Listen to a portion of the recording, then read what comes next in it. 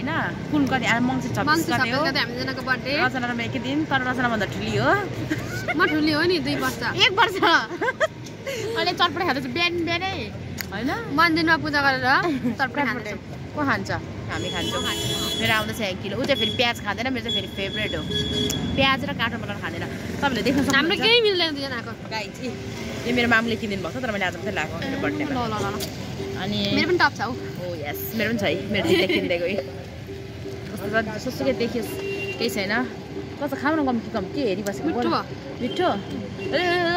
yummy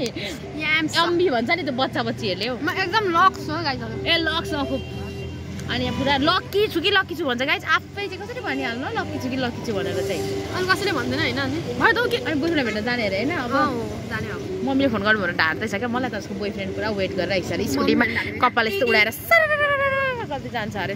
अरे मन्दिर आएको छु मेरो हामी चारालीमा कतना खाइ छ मेरो चटपटे बनिएको छैन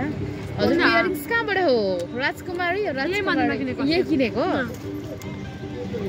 अब मेरो चटपटे पनि आउँदैछ हेरौँ न एकछिन वेट एन्ड वाच चटपटे मेरो गिलो उसले सुक्खा बा